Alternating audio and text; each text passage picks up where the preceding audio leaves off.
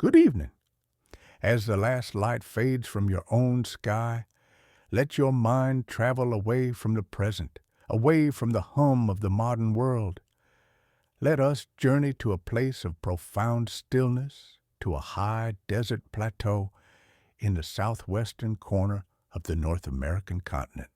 It is the year, by our modern calendar, of 1200.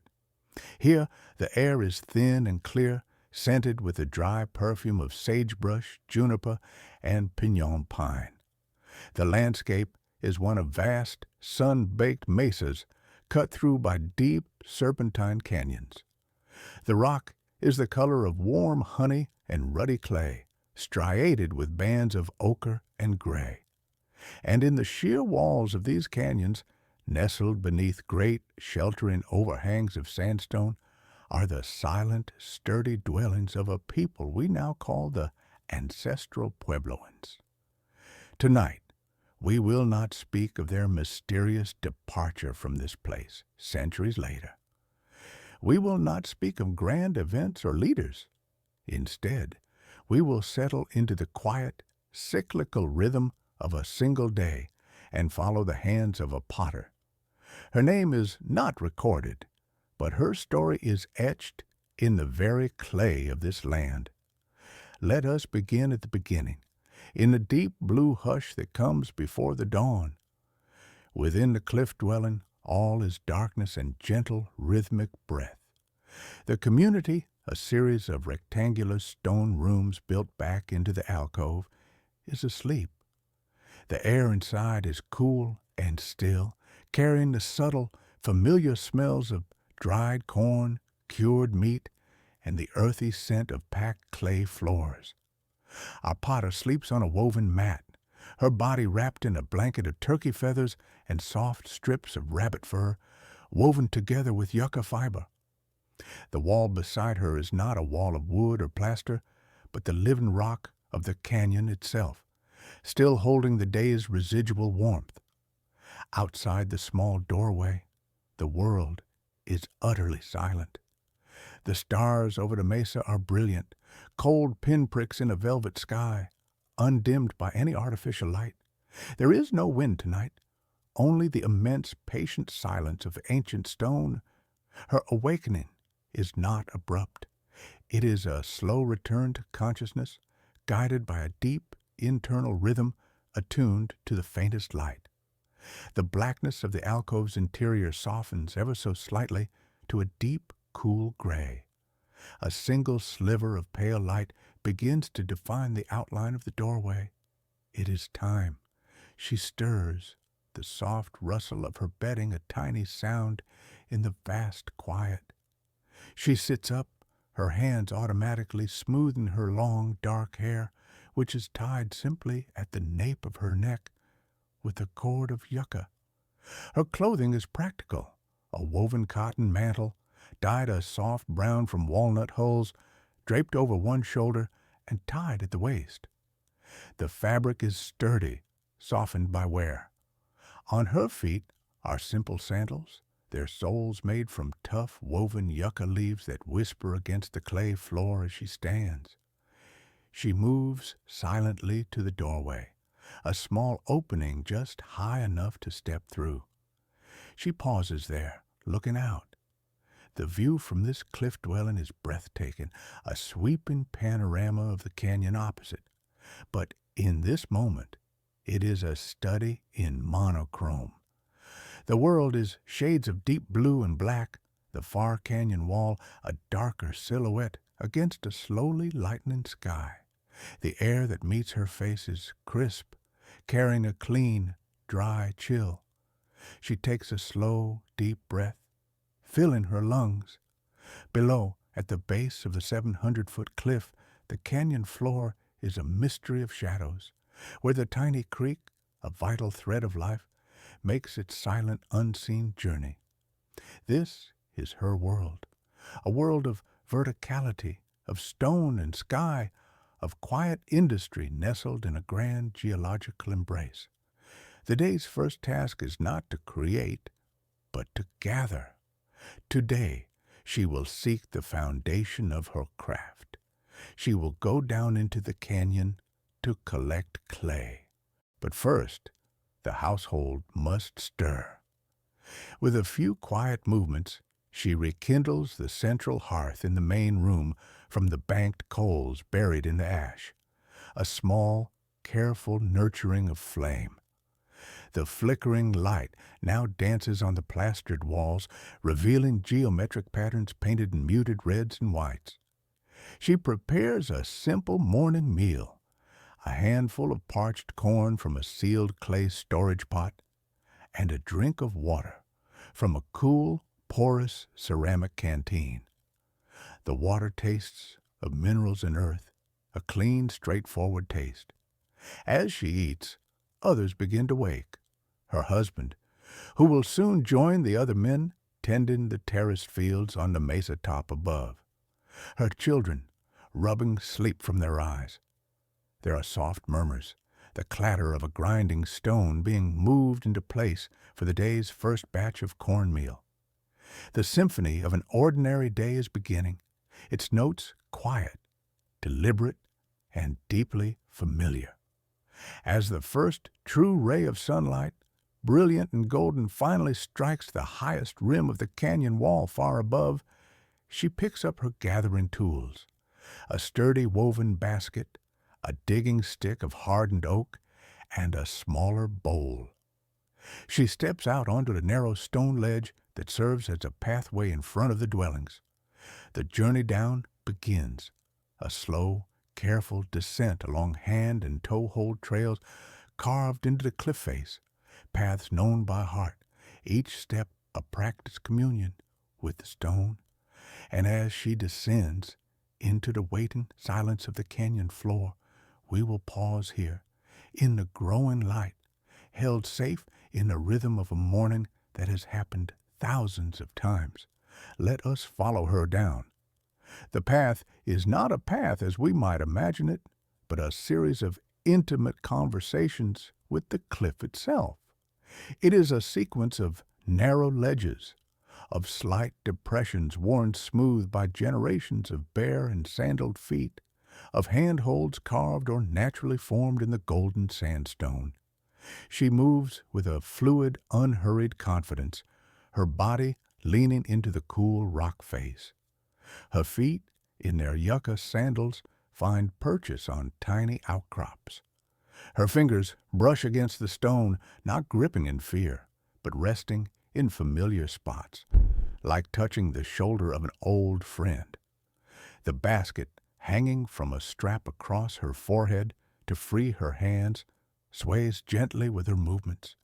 Below, the canyon floor seems to rise slowly to meet her, its details emerging from the shadows. The dark green patches of rabbit brush and saltbush, the silver thread of the creek now catching the first direct light. The descent is a meditation. There is no rush, for a misplaced step has consequences in this vertical world, so each movement is intentional, a slow, mindful transfer of weight. The air changes as she goes down. The crisp, thin chill of the alcove high above gradually gives way to the still, cooler air trapped in the canyon's depths. The scent shifts, too, less of sun-baked pine and more of damp soil, of vegetation, of the mineral tang of water over stone. She hears the creek now a soft, persistent gurgle, the lifeblood of this place. It is a sound that underlies everything here, a constant, gentle whisper. Her destination is not far from the base of the cliff, a place known to the women of her family for generations.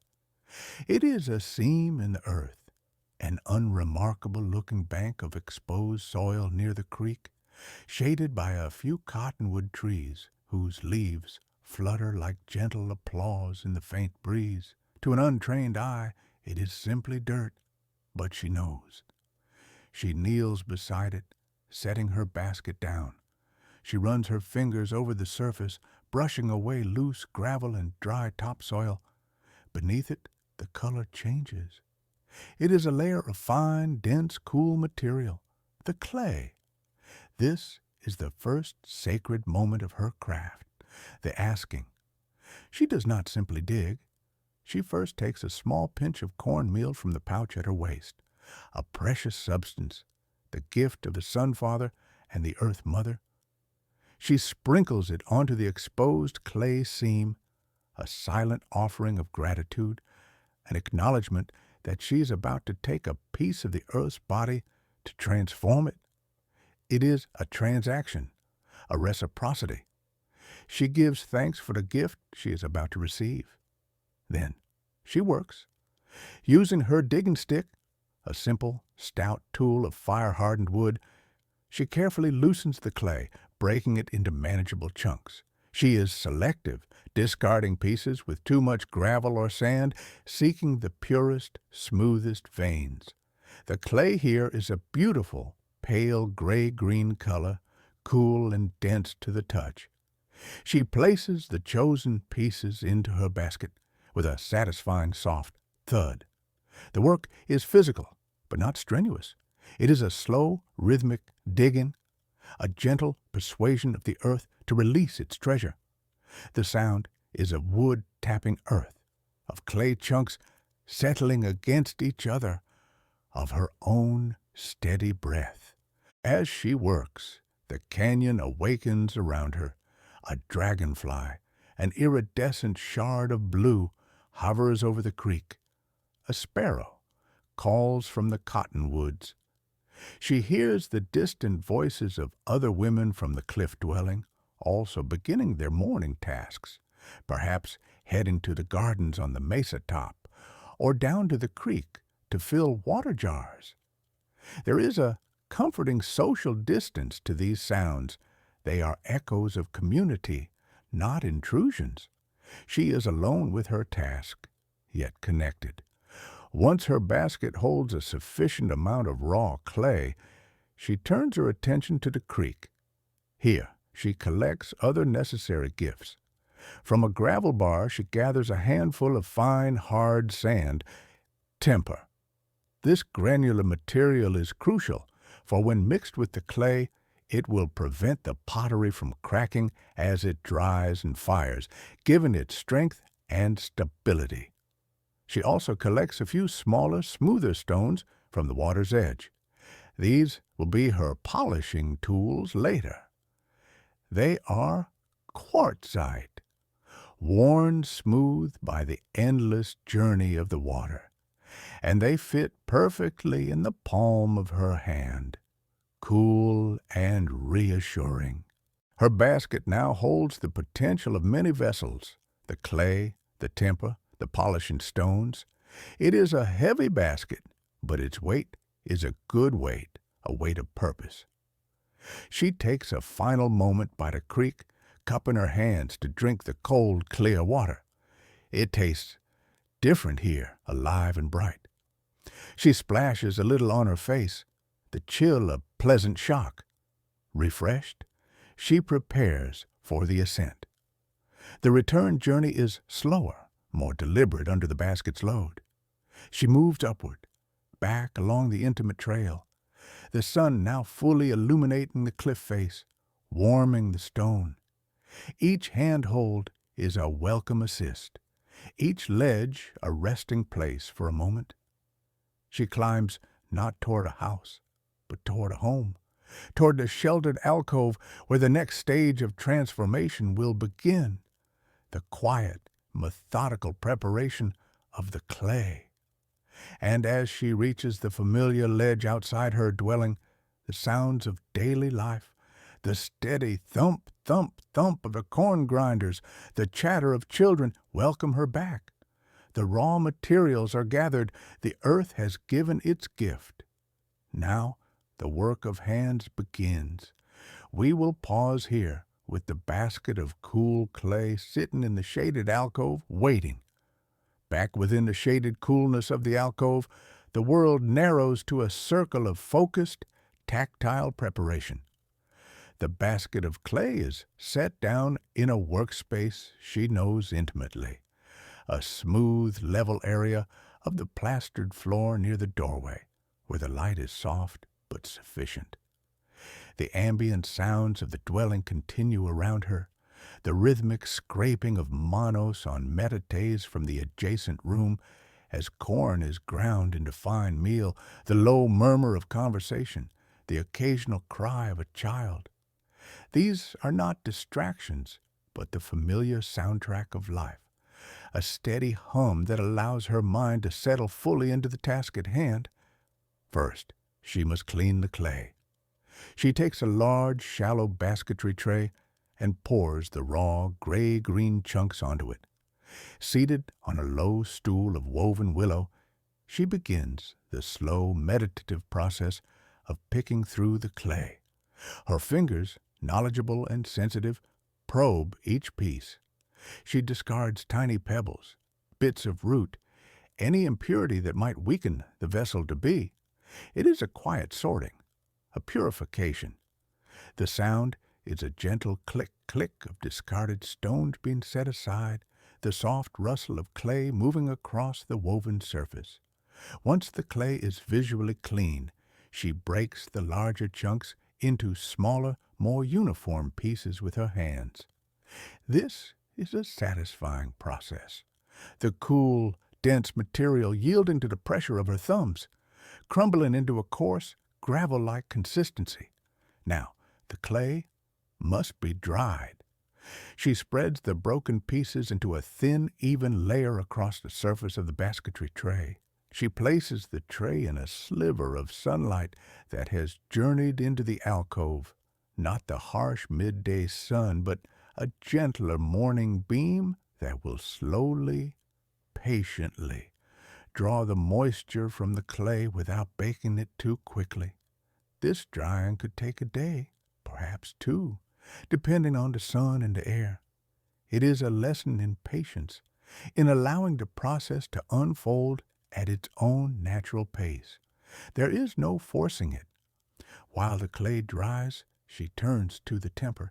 She empties the handful of fine creek-bed sand into a shallow stone mortar, a depression worn into a flat slab of sandstone over years of use. With a smooth, rounded river cobble as a pestle, she begins to grind the sand. The goal is not to pulverize it to dust, but to ensure its grains are fine and consistent, to remove any lingering tiny pebbles. The sound is a low, rhythmic crunch, crunch, crunch, a steady metronomic noise that joins the symphony of grinding from the cornmeal preparation. It is a sound of industry, of purpose, of things being made useful. She works until the sand feels perfectly uniform under her fingertips, a dry, granular powder. She sets this aside in a small, finely woven bowl. With the primary materials waiting, she attends to other tasks of the day, but her mind remains gently tethered to the clay on its tray. She joins the grinding for a time, her hands moving the mano over the metat in a wide circular motion, reducing kernels of blue corn to fine, soft flour. She helps prepare the midday meal, a simple stew of beans, squash, and a little dried venison, simmered in a clay pot over the hearth. The smells of cooking fill the alcove, the earthy scent of beans, the subtle sweetness of squash, the smoky fragrance of the fire. She eats with her family, the food comforting and familiar. The day moves on, unhurried. Later, when the sun has shifted and her workspace is again in soft shadow, she returns to the clay. The pieces are now bone dry, pale and crumbly. This is the state she needs. She transfers the dried clay back into a deep, sturdy basketry bowl. Now comes the water, brought carefully from the creek in a large olla, a globular water jar with a narrow neck, kept cool in the darkest corner of the dwelling. Slowly, with a gourd dipper, she adds water to the dried clay. She does not pour it all at once. She adds a little, then uses her hands to mix, to feel the consistency. The dry clay drinks the water thirstily. She adds more and more, her hands sinking into the growing mass. It is a cool, slippery, primal feeling. This is where knowledge, passed from mother to daughter, from aunt to niece, lives in the muscles of her hands. The amount of water is everything, too little, and the clay will be short and crumbly, impossible to coil. Too much, and it will be sloppy, losing its form. She seeks the perfect balance, a clay that is plastic, malleable, yet firm. It must hold together without sticking aggressively to her fingers. She kneads it, folding the mass over and over onto itself, pressing with the heels of her palms, ensuring every particle is evenly hydrated. It is a process not unlike kneading bread dough, a rhythmic, pressing, folding motion that could go on for a long time, 20 minutes, perhaps 30. There is no clock, only the feeling in the clay and the slight ache of good use in her forearms. As she works, she begins to incorporate the prepared temper sand, sprinkling it in handfuls, kneading it evenly throughout the matrix. The temper is the skeleton. It will hold the form together through the stresses of drying and fire. Finally, the moment arrives. The clay is ready. It is a smooth, homogeneous, cool ball of potential, the color of a dove's wing. It has a perfect weight in her hands, dense and cool.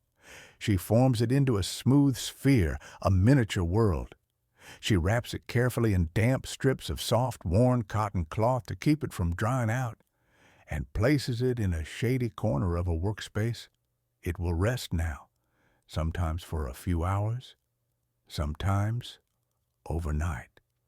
This resting period allows the last particles of clay to fully absorb the moisture, for the temper to settle into its union with the clay body. The transformation has begun from disparate earth and sand and water into a single, unified substance, ready to be shaped. We leave the clay ball resting, swaddled in cloth, a silent promise of the form it will soon become. The afternoon light in the canyon is long and golden, and the quiet work of preparation is complete. With the clay rested and reconciled, the quiet, focused work of creation can truly begin. The afternoon has settled into a deep, golden stillness.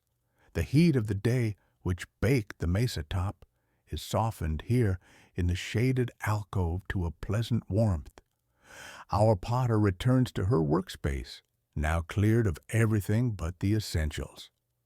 She brings her wrapped ball of clay, a shallow bowl of water for smoothing, her smooth polishing stones, and a few simple tools. A gourd fragment with a clean edge and a flat piece of seasoned gourd that will serve as a turning plate. She also has a dry, dusty piece of sandstone slab, slightly concave from use, upon which the new pot will be built. She settles onto her woven mat, legs folded comfortably to the side, her body relaxed yet poised for the long, delicate task ahead. The first act is not to build upwards, but to create a foundation. She takes a generous portion from the clay ball, leaving the majority wrapped to preserve its moisture. This smaller piece she works in her hands, rolling it gently on the plastered floor with the flat of a palm. It elongates, becoming a thick, even rope of clay. This is not the coiling rope itself, but the material for the base. She takes this rope and begins to spiral it inward upon itself on the sandstone slab, coiling it tightly like a sleeping serpent. With her thumb and fingers, she carefully pinches and blends the coils together from the center outward, creating a solid, flat disc. She uses a bit of water on her fingertips to smooth the seams until they disappear, until the base is one unified, flawless circle. Its thickness is even, about the width of her thumb. She checks its symmetry not with a measuring tool, but with a practiced eye and the feel of her hand passing over its surface. It is good. It is stable. This disc will be the foundation that holds everything to come. Now, the true coiling begins.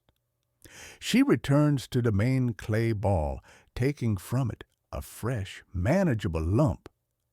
The process of forming the coils is rhythmic and repetitive.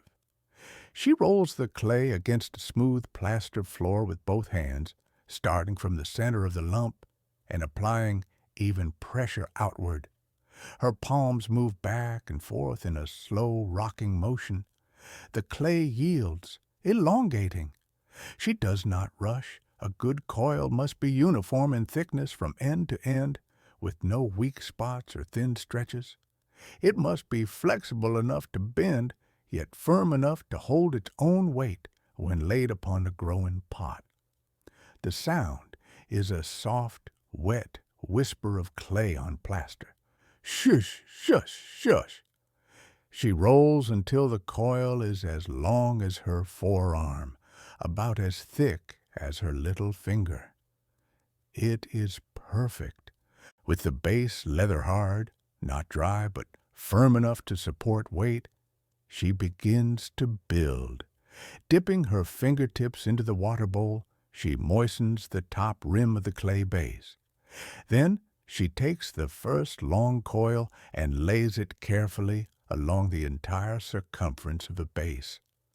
Where the ends of the coil meet, she blends them together seamlessly with a gentle pinching and rolling motion, making the join invisible. Now, the real magic of connection happens. Using her thumb on the inside and her fingers on the outside, she pinches the new coil firmly onto the wall below it. She does not simply press it down. She welds it. She moves slowly around the pot, pinching and smoothing, ensuring the bond is complete, that no air pocket or weak seam remains. The clay is cool and obedient under her hands. This is the heart of the process, the slow, patient stacking of circles. Roll a coil, moisten the top edge, place the coil, blend the ends, pinch it secure, smooth the seam, turn the slab slightly, begin again. Each rotation of the pot marks the addition of another coil, another incremental rise. The form grows with a serene slowness. There is no wheel spinning, no centrifugal force shaping the clay. The shape is dictated entirely by the placement of her hands, by the subtle inward or outward pressure she applies as she pinches. She is building a vessel from the earth, one deliberate, ring-like layer at a time. Her mind is quiet, focused on the tactile feedback from the clay. Is it too wet? Threatening to slump? She pauses, lets it stiffen for a few moments. Is it becoming too dry, risking a crack at the seam? A touch more water? She feels the wall's thickness constantly, ensuring it remains even. The form she builds today is a classic one for her people, a rounded jar with a slightly restricted neck and a flared rim, perfect for storing dried corn or beans. The curves are gentle and generous, born from a tradition of utility and quiet beauty. As the walls rise, she occasionally uses her gourd scraper to smooth the interior, running it along the inside to even out the ridges left by the pinching. The outside she leaves textured with the gentle marks of her fingertips for now. These will be smoothed away later. The work is absorbing, but not tense. It is a flow state of the most ancient kind. The world outside, the chatter of the dwelling, the distant calls from the mesa top, recedes to a gentle background murmur. There is only the cool clay, the soft sounds of creation, and the emerging satisfying symmetry of the form. After perhaps an hour, the pot has reached its full height, a hand span tall. She adds the final coil for the rim, flaring it out slightly with her thumbs to create a graceful pouring lip. She sits back on her heels, her hands resting in her lap, now caked with a fine gray film of dry clay. She observes her work. It is crude, yet promising, its surface still bearing the history of its making, the spiral of the base, the gentle ridges of the coils, the fingerprints everywhere, but its proportions are right. It feels balanced. It holds the silent potential of a useful vessel. She will not work it further now. The clay must stiffen again, must reach the leather-hard stage uniformly. She covers the pot gently with a piece of damp cloth to slow the drying, preventing cracks from forming too quickly. The coiling is done. The earth has been given a new, hollow form. The afternoon light is now slanting sharply into the canyon, painting the far wall in brilliant orange. Her hands are tired, in a good way, the muscles of her fingers and palms humming softly from their long, careful work. She cleans her tools in the water bowl, the cloudy liquid a testament to the day's labor. The shaped pot sits under its cloth, dreaming, as it were, of the smoothness and the designs to come. We will leave it here, in its state of becoming, resting before the next phase of its transformation. The coiled pot rests now, a silent, damp promise under its shroud of damp cloth. For the rest of the day and through the cool desert night, it will undergo a slow, crucial transformation. The water within the clay must leave gradually, evenly. Too fast, and the different shrinkage rates between the thicker base and the thinner walls, or even between one coil and another, will cause cracks, fine hairline fractures that would compromise the vessel forever. So, the potter's role now is one of guardian. She checks on it periodically, feeling the temperature and moisture of the air in the alcove. As evening falls and the canyon air grows chill, she might move the pot slightly closer to the lingering warmth of the hearth, but never too close. It is a dance of elemental patience, of allowing the earth to release its water at its own pace. With the primary act of shaping complete, her attention turns to the next phase, the pot's skin, its final appearance. Before it can be smoothed and polished, it must first reach the perfect state of hardness. So, while the pot dries toward leather hard, she turns to another quiet task, the gathering and preparation of the pigments that will adorn it. The designs are not merely decoration. They are a language, a family signature, a connection to spiritual concepts. The colors come from the land itself. The next morning, after the simple dawn routines are complete, she takes a different set of small baskets and pouches and descends again into the canyon. But her path diverges from the clay seam. Today, she is a seeker of color. Her first quarry is the deep, rich black of iron and manganese. She knows of an overhang farther down the canyon where water, over millennia, has seeped through certain rock layers, depositing a dark, dense stain on the sheltered stone. It is not a cave, but a protected niche. Here, she uses a harder stone tool, a sharp piece of chert, to carefully scrape the dark mineral deposit from the rock face. It comes away as a coarse, gritty powder, collecting in her basket like concentrated shadow. This is tuvu, the black pigment. It has a weight to it, a solemn density. Her next search is for the color of life, of blood, of a sun-baked earth, red. This, too, is an iron oxide, but in a different form.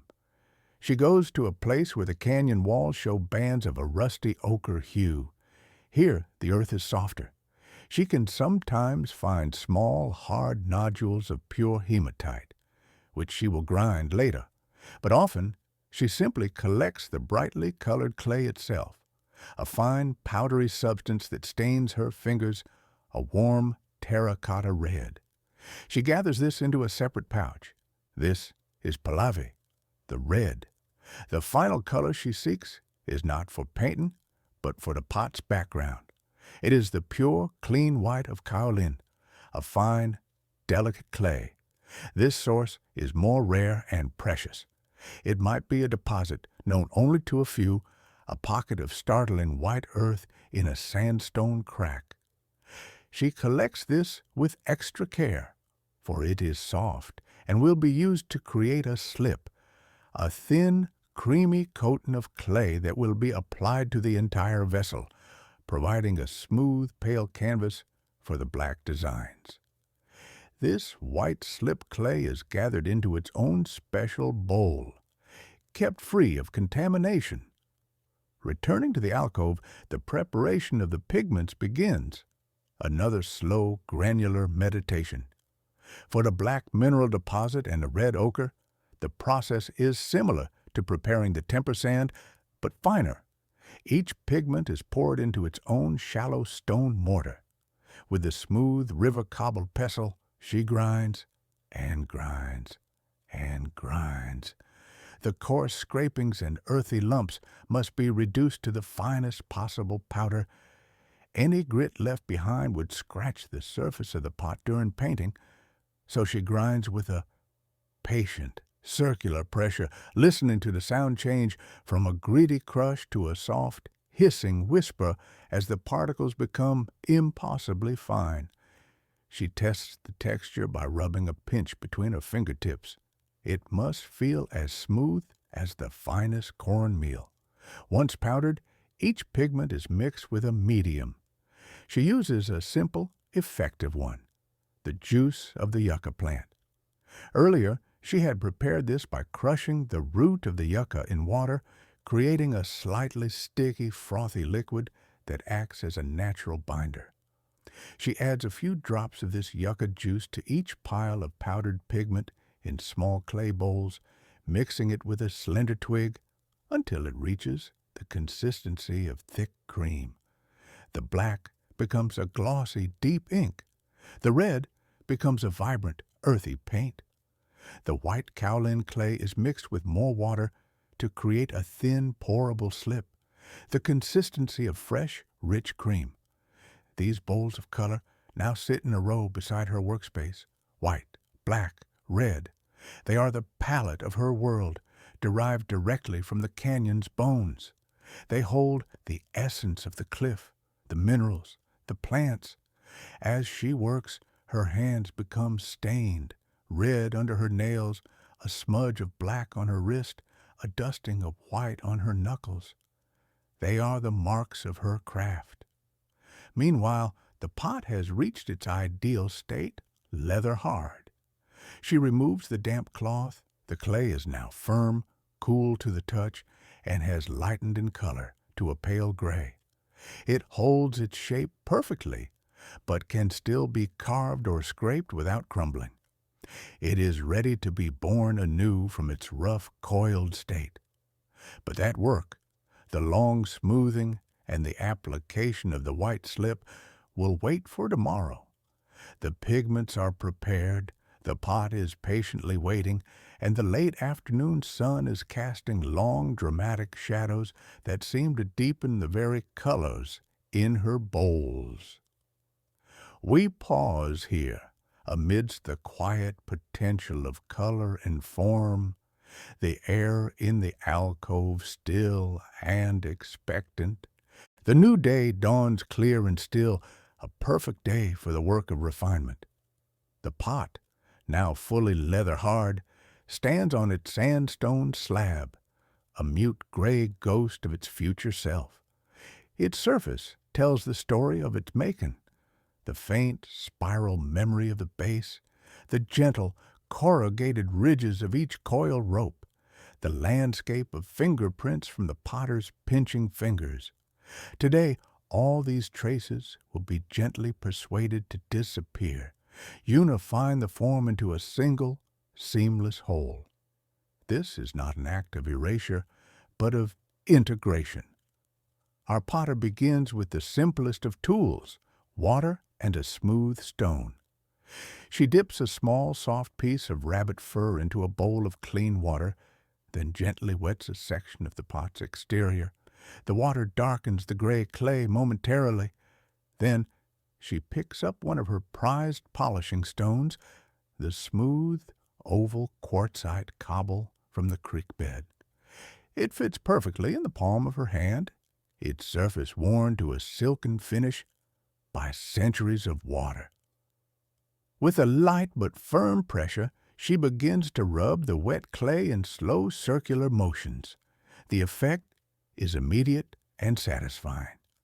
Under the relentless, gentle persuasion of the stone, the ridges begin to soften. The tiny peaks of clay are pressed down, blended into the valleys. The stone glides, its motion creating a soft, rhythmic, shushing sound like distant waves on a shore. She works methodically, wetting a small area, then polishing it to a smoother state before moving on. She is not trying to make it perfectly glossy yet. That will come later. This first smoothing is about eliminating the major topography, about convincing the separate coils that they are one continuous wall. After the exterior is uniformly smoothed, she turns the pot carefully on its slab to address the interior. For this, she uses different tools. A smooth, rounded pebble, tied to a short stick, lets her reach inside to polish the inner curves. Sometimes, she uses a dried gourd fragment, its hard edge ideal for scraping the interior walls with a gentle, firm stroke. The sounds are varied now. The deep, muffled rub of the stone inside the pot, the sharper scrape of gourd on clay. She pays close attention to the junction where the walls meet the base inside, ensuring no weak seam remains. This work is slow, meticulous, and conducted in a posture of deep focus, her head often tilted close to the pot's opening as her hands work inside.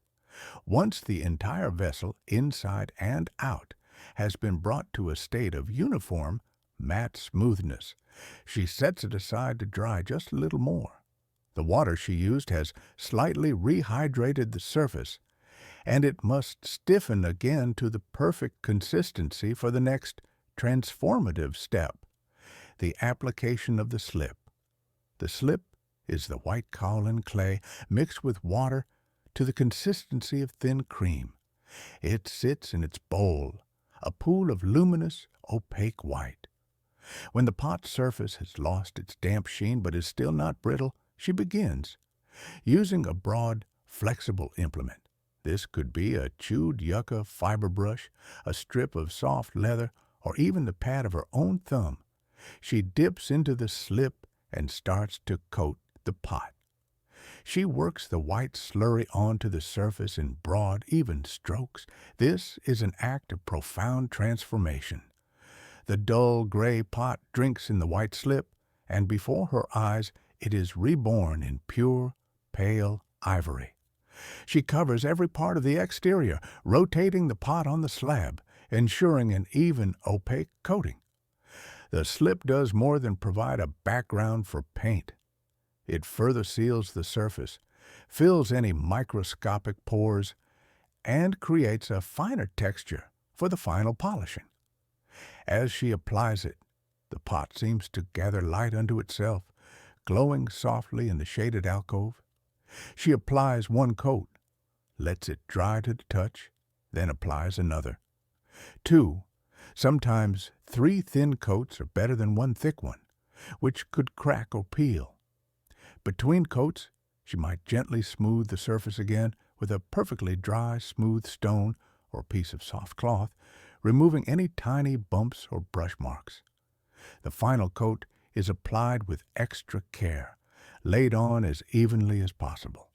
Now, the pot must dry again, this time to a specific state.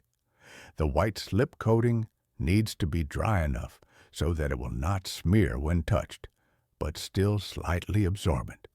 so that when the black paint is applied, it will not bead up, but will sink in slightly, creating a sharp, clear line. This is another interval of waiting, of patient observation. She places the now white pot in a spot with good indirect air circulation, not in sunlight, not in a draft, but in a quiet corner, where the drying will be gradual and even. The rest of her day is filled with other tasks, weaving, food preparation, the endless cycle of domestic labor, but her mind's eye often returns to the white pot.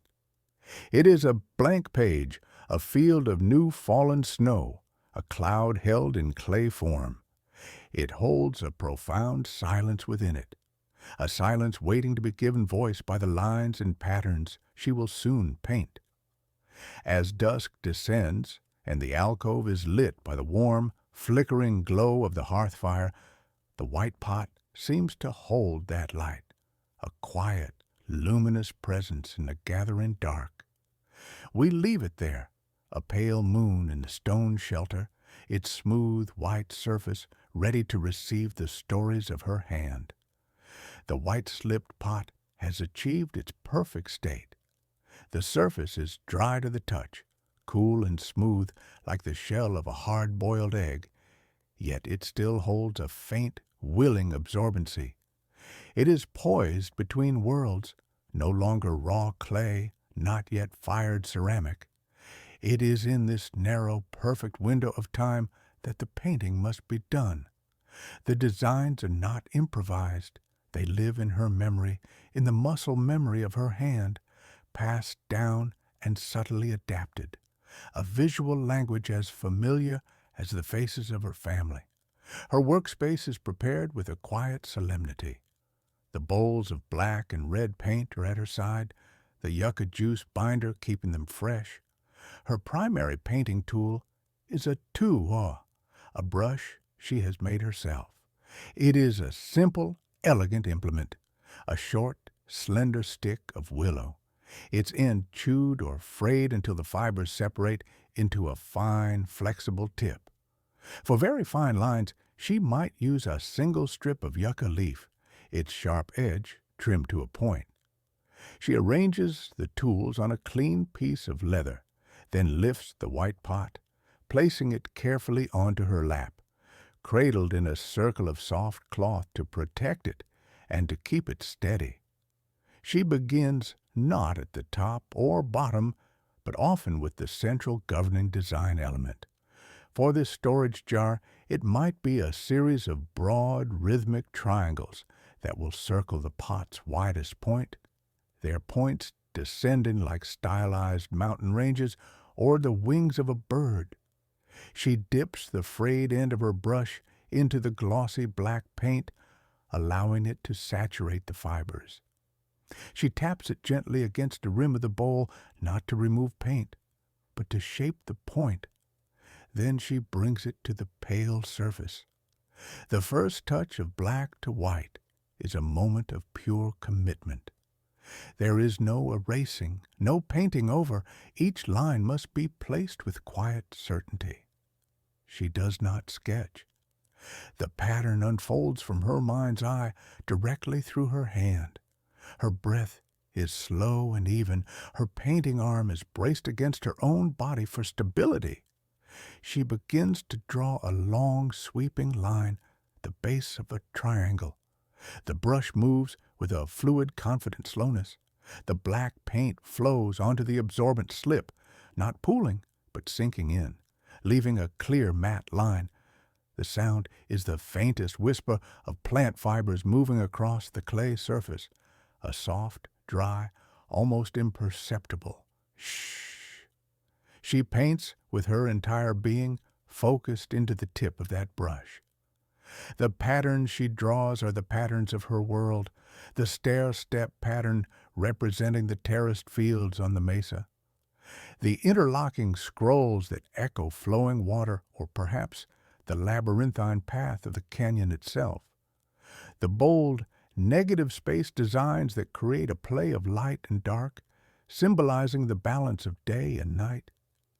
Each element has meaning, often layered, a prayer for rain, a representation of ancestors, a map of the cosmos, but in this moment, the meaning is felt, not intellectualized. It is in the rhythm of the repeating forms, the harmony of the spaces between the lines. She works her way around a pot, turning it incrementally in her lap. The design grows, interconnected and balanced. For the red paint, used more sparingly as an accent, she might employ a different technique. She might use her finger, dipped lightly in the red ochre, to fill in small solid shapes within the black-lined patterns, a solid red triangle at the center of a black zigzag, a series of red dots along a border. The red is warm, earthy, a vivid contrast to the stark black and white. This is work of immense concentration, yet it is not stressful. It is a deep, flowing meditation. Time becomes measured in the completion of a repeating motif. In the circuit around the pot's belly, the outside world dissolves. There is only the growing dance of dark lines on the white field, the gentle rotation of the sphere, the occasional dip of the brush. Her face is a mask of calm focus, her eyes following the trail of her own creation. After perhaps an hour, the major design is complete. She sets the brush down and observes.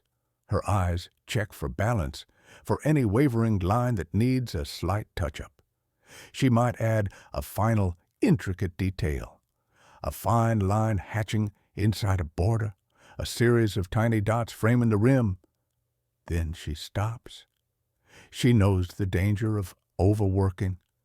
The design is complete, a silent, eloquent statement in black and red and white.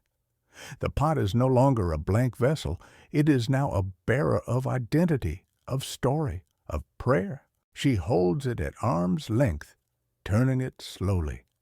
The patterns seem to move, to flow around a curve of the pot, designed to be viewed from all angles. It is beautiful in a way that is inseparable from its purpose. The painting is done. She sets the pot back in its safe place, the painted surface now needing to dry completely, the lines setting permanently into the slip. The brushes are cleaned in a bowl of water, the paints covered. Her hands are stained. Her mind is clear. The most delicate part of the work is over. The vessel now holds not just the potential to store grain, but to hold meaning. It waits, a decorated promise, for the final, fiery transformation. The afternoon is waning, and a sense of deep, quiet accomplishment fills the alcove, as tangible as the scent of clay and pigment. We pause here, with the painted pot dreaming its black and white dreams, awaiting the embrace of the fire. The painted pot rests, its black and red designs now dry and set upon the white slip. They have lost their wet sheen and taken on a flat, velvety matte finish. But the surface is not yet complete. To bring out its latent luminosity, to seal the painted designs and prepare the vessel for the unforgiving heat of the fire, it must now undergo the final, transformative act of polishing.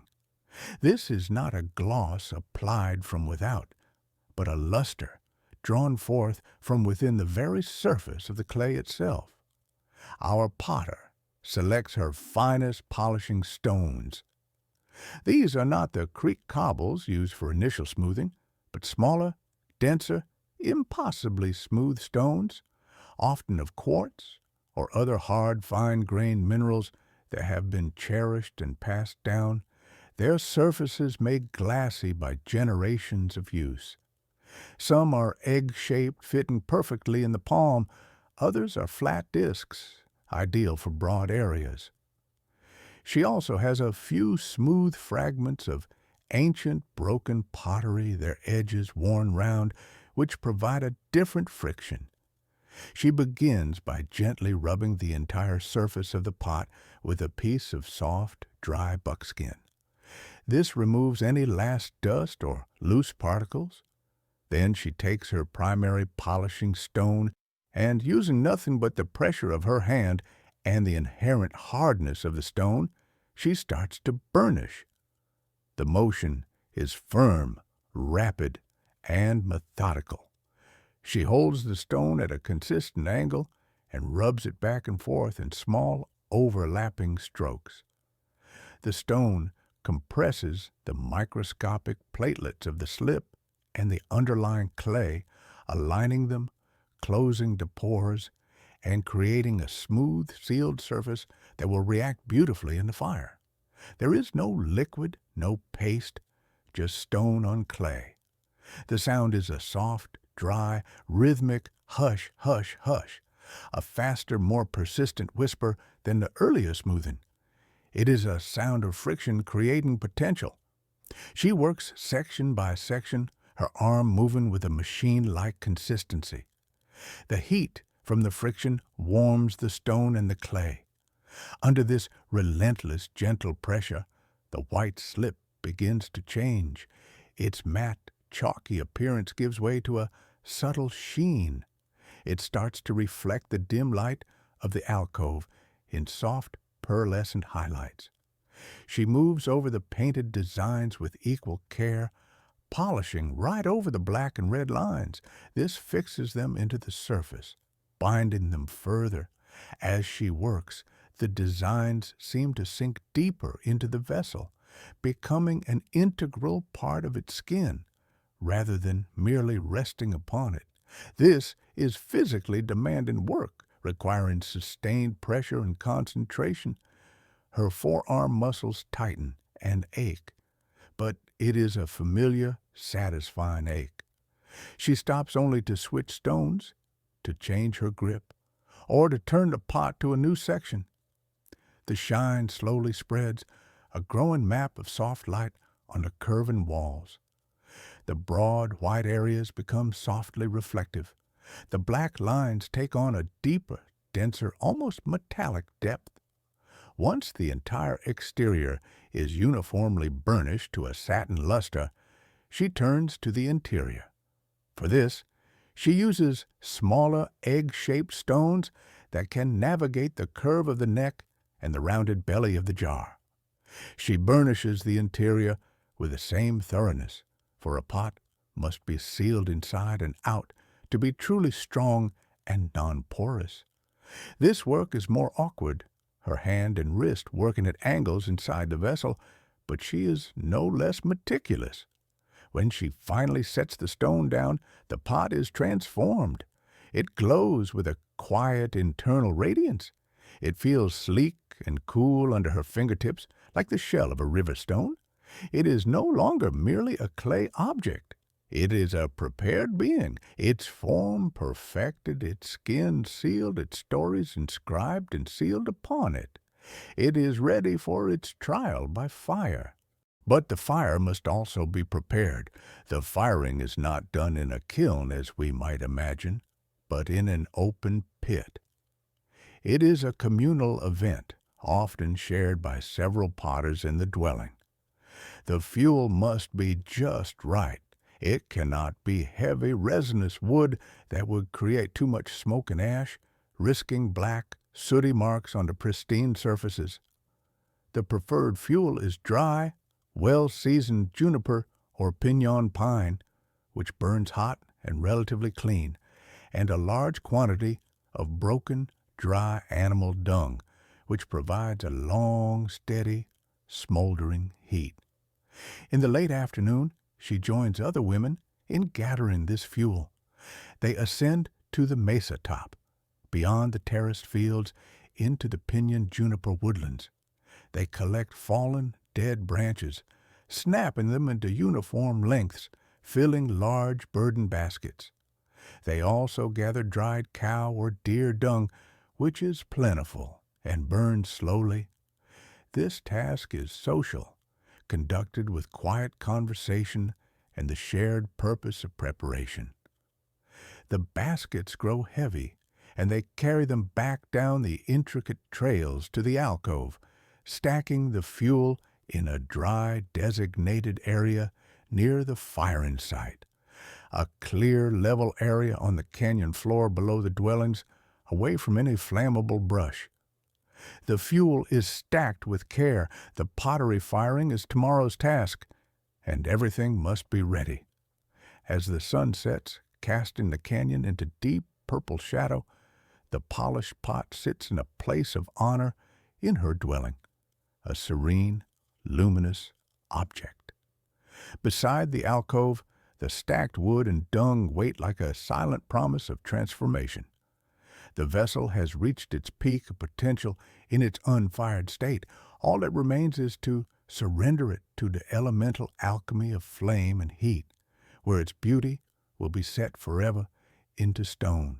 We leave it on the eve of its transformation, resting in the cool, dark quiet, its burnished surface holding the last faint gleam of the evening sky. The day of the firing dawns with a sense of quiet purpose, different from the solitary focus of the days before. This is a communal elemental event.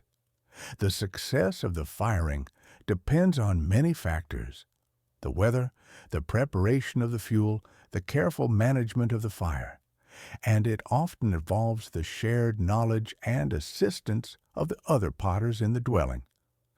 Our potter's vessel is not alone.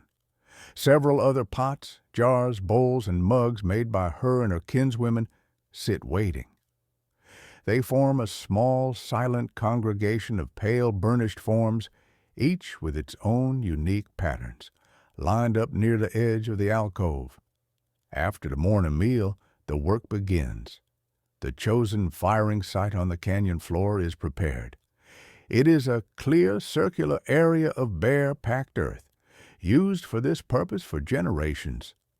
Any stray leaves or twigs are brushed away. The first layer of fuel is laid, a bed of dry, broken animal dung, arranged to create a porous, even platform.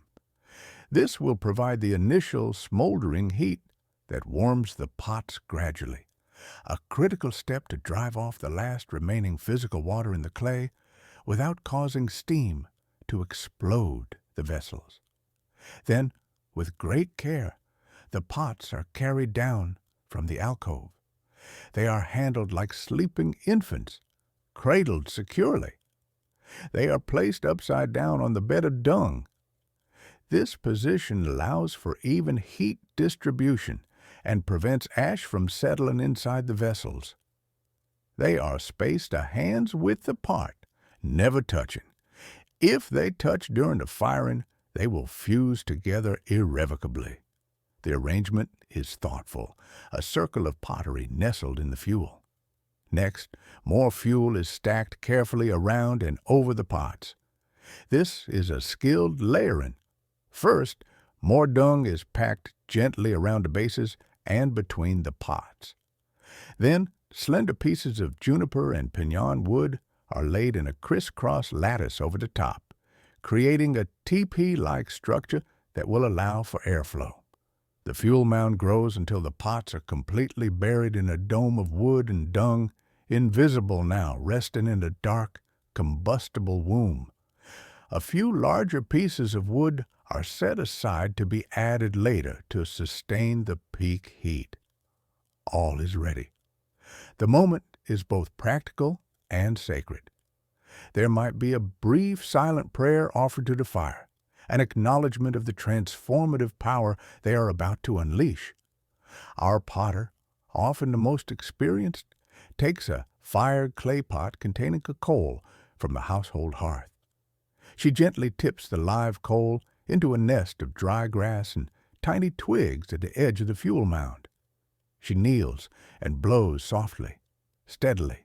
A wisp of smoke appears, then a tiny, hungry flame. She nurtures it, feeds it with a little more grass, and then touches it to the fuel mound in several strategic places. The firing has begun. The initial phase is one of smoke, not flame. The dry dung and wood begin to smolder, a thick, sweet-smelling smoke rising in lazy blue-gray columns straight up into the still canyon air. This is the critical, slow heating. For nearly an hour, the mound simply smokes. The pots inside are gradually warming the last molecules of water within the clay body and slip turning to vapor and escaping unseen. The potters maintain a watchful distance, observing the color and behavior of the smoke. There is no rushing this. It is a slow metabolic process for the clay, a gentle awakening. Then, almost imperceptibly at first, the smolder gives way to open flame. A tiny orange tongue licks from within the fuel lattice, then another. The smoke thins, becomes more transparent. The fire has caught properly. Now, the women move closer, but not too close. They watch as the flames begin to dance and grow, consuming the wooden lattice, wrapping the hidden mound in a flickering embrace. The sound changes from the silent billow of smoke to the soft, crackling conversation of fire, the snap of pine resin, the steady, breath-like rush of burning. This is the peak heat phase. The fire must be hot enough to center the clay particles, to fuse them together permanently, changing the very nature of the material from porous, water-soluble clay to hard, durable ceramic. But it must not be too hot or too uneven. They watch for hot spots, using long green juniper branches to gently poke and adjust the burning fuel. To roll a piece of wood here, to break up a cluster of flames there. The goal is an even, encompassing heat.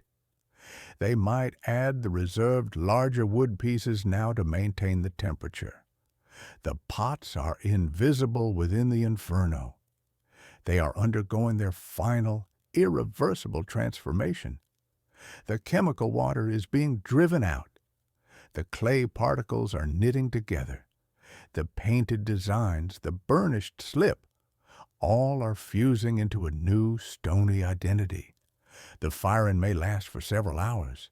The women take turns tending it, sitting nearby, speaking in low tones, perhaps working on other tasks, like weaving or sorting seeds, but with one eye always on the pulse and color of the flames. As the afternoon wears on, the fuel begins to be consumed. The fierce, dancing flames subside into a deep, glowing bed of coals. This is the final soaking heat. The pots now nestle in this orange and white ember bed, still baking, the heat penetrating to their very cores. Finally, when the last of the wood has collapsed into ash and the coals are beginning to darken at the edges, it is time. The firing is complete. But the pots cannot be touched. They must cool in the ashes as slowly as they were heated. To expose them to cool air now would cause thermal shock, creating cracks. So, they are left. The fire tender smothers the very last of the active coals with a layer of fine ash, and then the wait begins again. The pots are now ceramic, but they are still searing hot, cradled in their ashy womb. The canyon settles into evening, the sky above fading to violet. The most dangerous part is over. The vessels have survived the fire. Now they must rest within it until the earth itself has cooled enough to welcome them back, changed forever. We pause here with the silent ash-covered mound holding its treasures, the air still shimmering with spent heat. The long wait for the dawn unpacking begun. Night falls deeply over the canyon, a velvet darkness punctuated only by the brilliant sprawl of the Milky Way. The firing pit is now a silent, dark mound, a mere depression of gray ash and charcoal, still holding the residual warmth of the day's transformative fire. Through the long, cool hours, the pots within continue their slow, essential journey back to equilibrium with the world. They cool at the pace of the earth itself, the heat leaching out into the soil and the night air, grain by grain of temperature. Up in the alcove, sleep is sound. The work is done, the vigil complete. There is only trust, trust in the process, in the materials, in the careful steps that have led to this passive moment. Dawn arrives, pale and tentative. The first bird song echoes against the canyon walls, a sound of crystalline clarity in the cool air.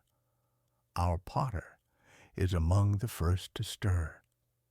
There is a quiet anticipation in her movements this morning, a different quality than the deliberate patience of the days prior. After a simple breakfast, she descends to the canyon floor. The other potters join her, moving with a shared gentle excitement. They gather around the cooled firing pit, which now looks so innocuous, just a pile of spent fuel and fine pale ash. The unpacking is a ceremony of discovery.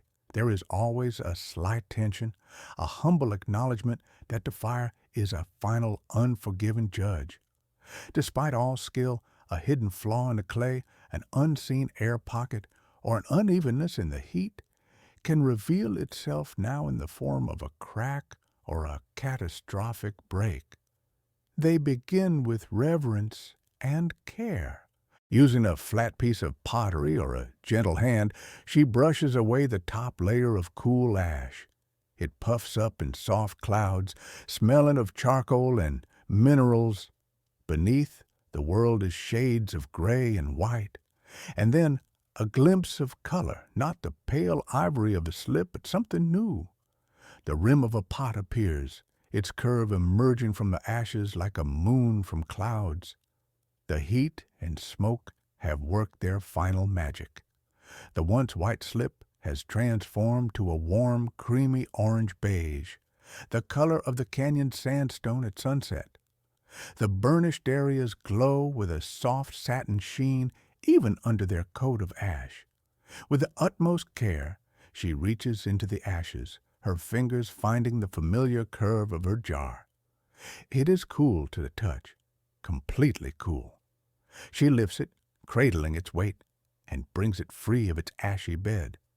She turns it right side up. A collective, soft sigh of satisfaction passes among the women. It is whole. It is perfect. She uses the soft rabbit fur cloth, dampened slightly with water from the creek, to wipe away the clinging ash. With each pass, the pot reveals its true, fired self. The surface is hard and resonant.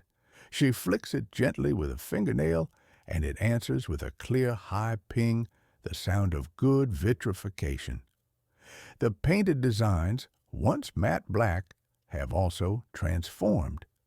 The iron-rich paint has sintered into the slip, becoming a deep metallic black, sometimes with a slight sheen where the burnishing was most intense. The red accents are now a vivid brick red, permanently sealed into the surface.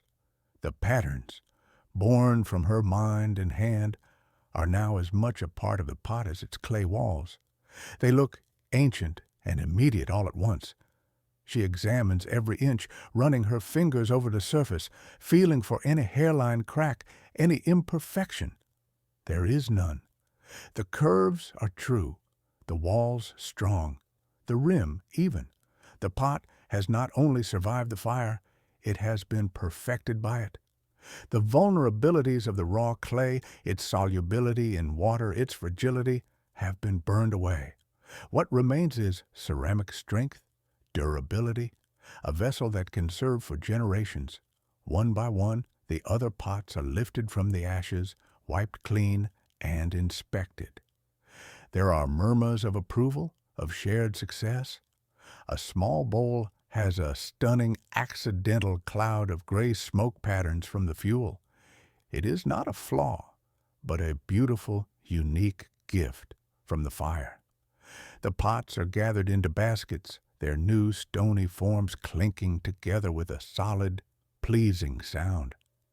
The ascent back to the alcove feels lighter even with the full basket. The pot is brought to its new home.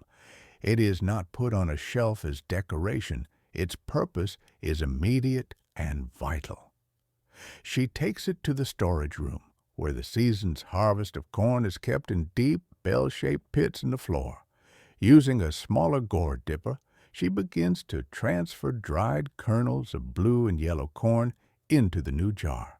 The sound is a soft, rain-like patter as the grains cascade and settle inside. The pot accepts its charge, its wide base stable, its flared rim making pouring easy. It is now fulfilling its destiny. It will sit here, cool and dark, protecting the precious food from insects and moisture, a beautiful functional guardian of sustenance. Later, as evening draws in, she might use another newly fired bowl for the family meal, a mug for drinking. The objects have seamlessly entered the stream of daily life. Their creation story, the gathering, the coiling, the painting, the firing, is now held within them, silent but present in every curve and line. As the final light fades from the canyon rim, the alcove is a scene of deep, settled peace.